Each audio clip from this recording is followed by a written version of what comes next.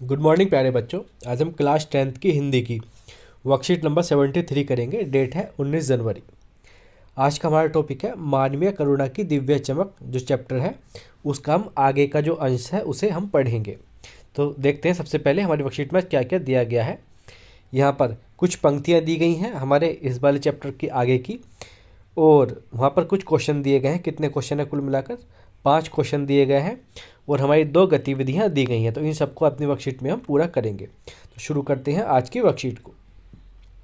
प्यारे बच्चों, पिछले कार्यपत्रक में हम सभी ने फादर कामिल बुल्के के व्यक्तित्व की एक झलक मात्र को जाना। इसके साथ ही उनके परिवार में भी जानकारी प्राप्त हुई। उनके सरल स्वभाव, क्रोध से परे प्रेम और ममतामयी व्यक्तित्व की झलक भी मिली।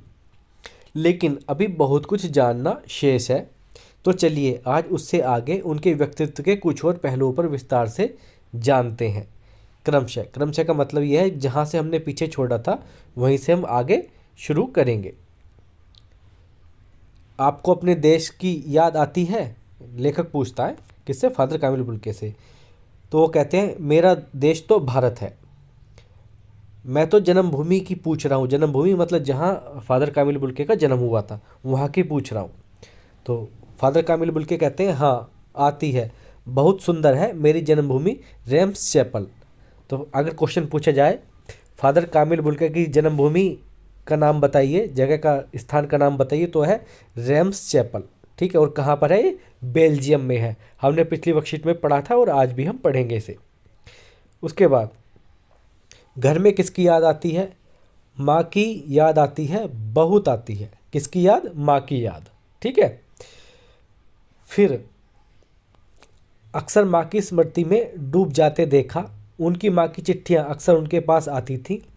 अपने अभिन्न मित्र डॉक्टर रघुवंश को वह उन चिट्ठियों को दिखाते थे। किसके? डॉक्टर रघुवंश जो थे वो किसके मित्र थे? फादर कामिल बुल्के के। ठीक है, आपको ध्यान रखना है फादर कामिल बुल्के की ही बात यहाँ पर हो रही है। पिता और भाइयों के लिए बहुत लगाव मन में नहीं था। यानी माता के लिए बहुत ज़्यादा लगाव था, माता की बहुत याद आती थी माँ की, लेकिन पिता और भाइयों के लिए बहुत ज़्यादा लगाव नहीं था। पिता व्यवसायी थे, एक भाई वहीं पादरी हो गया और एक भाई काम करता था, उसका परिवार है। बहन सख्त और जिद्दी थी, बहुत देर से उसने शादी की। फादर को एक आध बार उसकी शादी की चिंता व्यक्त करते उन दिनों देखा था। भारत में बस जाने के बाद 2 या 3 बार अपने परिवार के से मिलने भारत से बेल्जियम भी गए थे वो। ठीक है, कितने बार? 2 या 3 बार। जब भारत में बस गए थे फादर कामिल बुल्के, उसके बाद 2 या 3 बार अपने परिवार से मिलने के लिए बेल्जियम भी गए थे। ठीक है, बेल्जियम जहाँ पर उनका जन्म स्थान था, जन्मभूमि थी। रेम्स चैपल कहाँ पर है? बेल्जियम में। ठीक है, आपको ये भी ध्यान रखना है। लेकिन मैं तो सन्यासी हूँ, आप सब छोड़कर क्यों चले आए? ठीक है, इस तरीके से आगे भी कंटिन्यू रहेगा। तो आप देखते हैं हमारे क्वेश्चन कौन कौन से क्वेश्चन दिए गए हैं। पहला क्वेश्चन है हमारा, फादर की जन्मभूमि का क्या नाम था, वह किस देश में स्थित है? तो मैंने आपको बताया था इंपॉर्टेंट क्वेश्चन है, तो इसलिए आपको ध्यान रखना था इसका। दूसरा है, लेखक को सबसे ज़्यादा किसकी याद आती थी? तो किसकी आती थी? माँ की याद आती थी। फादर के परिवार में कौन कौन थे? तो फादर के परिवार में उनके माता पिता, ठीक है, 2 भाई 1 बहन, ये सब उनके परिवार में थे।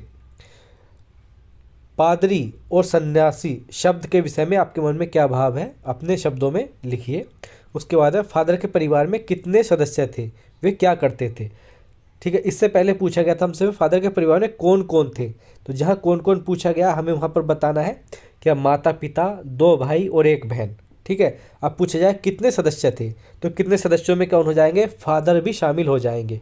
ठीक है, एक तो उनके माता पिता, यानी 2 माता पिता हो गए, 2 सदस्य। फिर 2 भाई हो गए उनके, ठीक है, 1 बहन हो गई, और एक, जब परिवार के सदस्यों की बात हो आती है तो उसमें एक फादर कामिल बुल्के भी शामिल हो जाएंगे।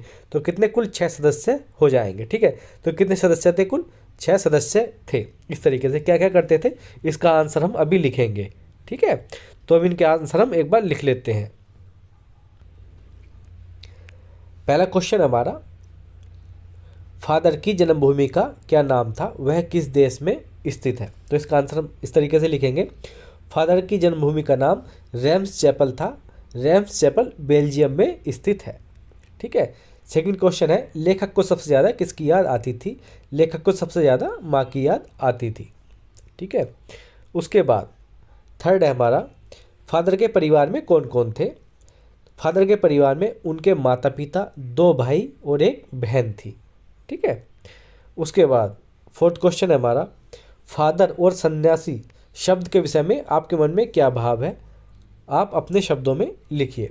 तो इसका आंसर लिखेंगे हम, फादर और सन्यासी शब्द के विषय में हमारे मन में आदर, सम्मान और आस्था का भाव है, क्योंकि सन्यासी व्यक्ति सांसारिक बंधनों से मुक्त होता है। ठीक है। जो अपने सांसारिक मोह माया, सुख और ये जितने भी सांसारिक वस्तुएं होती है इनके बंधन से मुक्त हो जाता है, तो वही सन्यासी कहलाता है। तो उनके प्रति हमारे मन में आदर, सम्मान और जो आस्था का भाव है।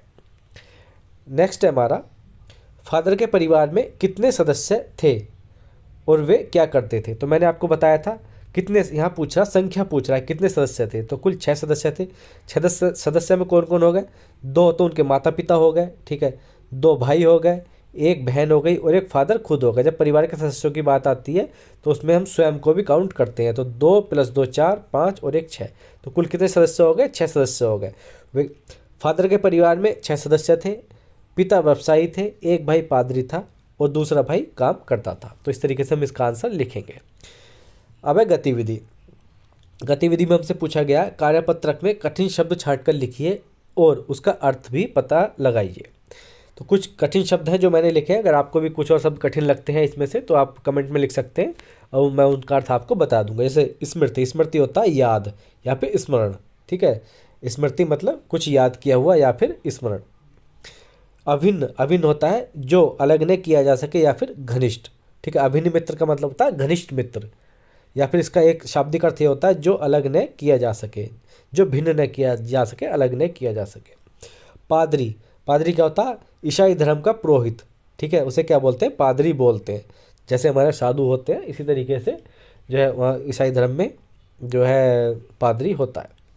उसके बाद है दूसरा क्रियाकलाप है हमारा, दूसरी गतिविधि है, फादर बुल्के के अभिन्न मित्र डॉक्टर रघुवंश के विषय में जानकारी एकत्र कर उनका परिचय लिखिए।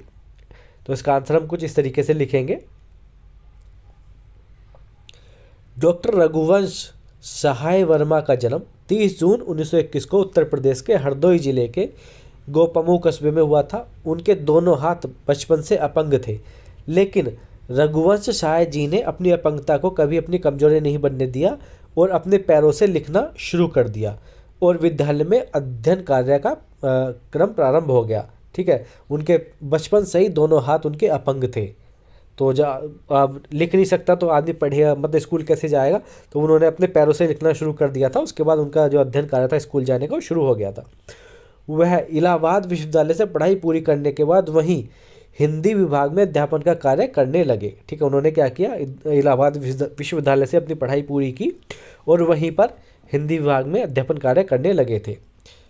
उन्होंने 2 दर्जन से अधिक पुस्तकों का लेखन किया और भारतीय हिंदी परिषद के मुखपत्र अनुशीलन के भी संपादक रहे।